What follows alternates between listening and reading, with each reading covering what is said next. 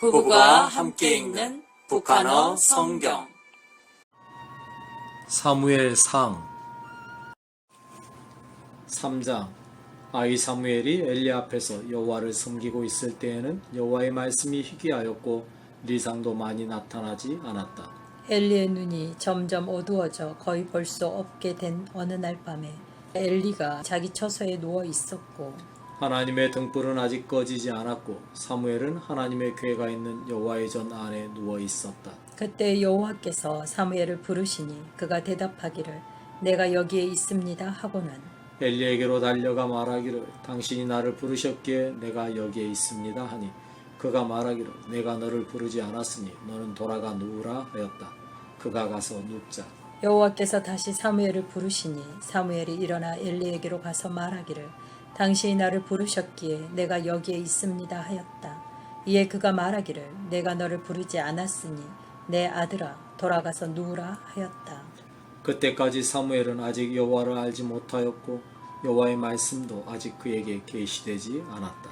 여호와께서 세 번째로 사무엘을 부르시니 그가 일어나 엘리에게로 가서 말하기를 당신이 나를 부르셨기에 내가 여기에 있습니다 하자.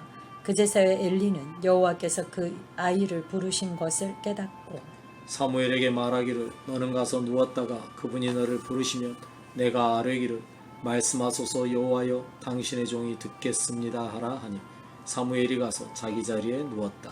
그때 여호와께서 오시어 거기에 서서 전과 같이 사무엘아 사무엘아 하고 부르시자 사무엘이 말하기를 말씀하소서 당신의 종이 듣겠습니다 하니 여호와께서 사무엘에게 말씀하시기를 보라 내가 이스라엘에 한 가지 일을 행할 것이니 그것을 듣는 자마다 두 귀가 울릴 것이며 그날에 내가 엘리에게 그의 집에 대하여 말한 모든 것을 처음부터 끝까지 리행하리라.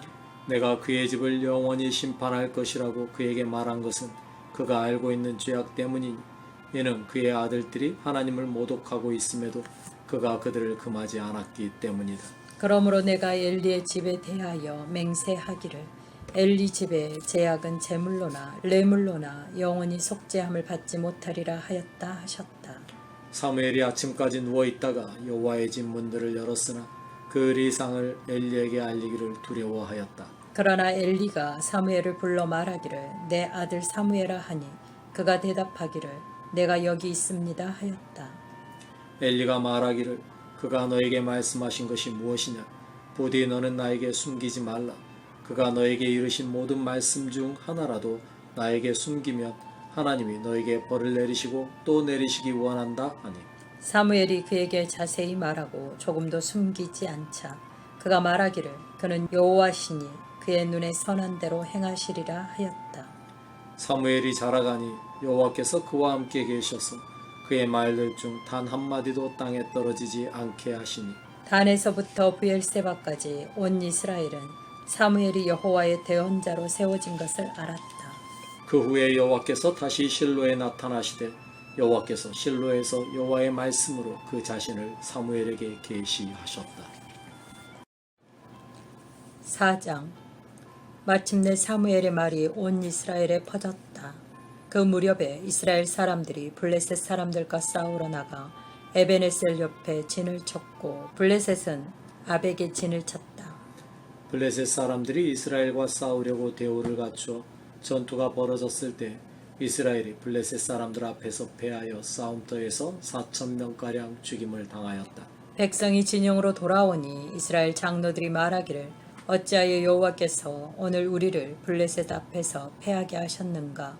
우리가 여호와의 계약궤를 실로에서 가져다가 우리 가운데 있게 하자. 그리하면 그것이 우리를 대적들의 손에서 구원하리라 하였다.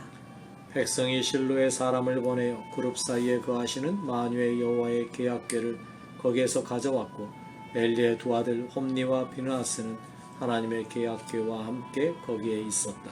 여호와의 계약궤가 진영에 들어올 때에 온 이스라엘이 외치는 소리에 땅이 울리자 블레셋 사람들이 그 외치는 소리를 듣고 묻기를 히브리인의 진영에서 나는 이 함성은 무엇이냐 하다가 여호와의 궤가 진영으로 들어온 것을 알고 블레셋 사람들이 두려워하며 말하기를 신이 진영에 이르렀다 하고 또 말하기를 우리에게 화로다. 전에는 이런 일이 없었기 때문이다. 우리에게 화로다. 누가 우리를 저 강력한 신들의 손에서 건져내려. 이들은 광야에서 온갖 재앙으로 애굽을 친 신들이다. 블레셋 사람들아 너희는 강하여지고 대장부가 되어라. 자칫하면 히브리인들이 우리의 종이 되었던 것 같이 우리가 그들의 종이 될지 모른다. 그런즉 너희는 대장부가 되어 싸우라 하였다. 그리고서 블레셋 사람들이 싸우니 이스라엘이 패하여 각기 장막으로 도망쳤는데 그때의 살육이 매우 커서 이스라엘 보병 3만 명이 쓰러지고 하나님의 계는 빼앗겼으며 엘리의 두 아들 홈리와 비느하스는 죽임을 당하였다.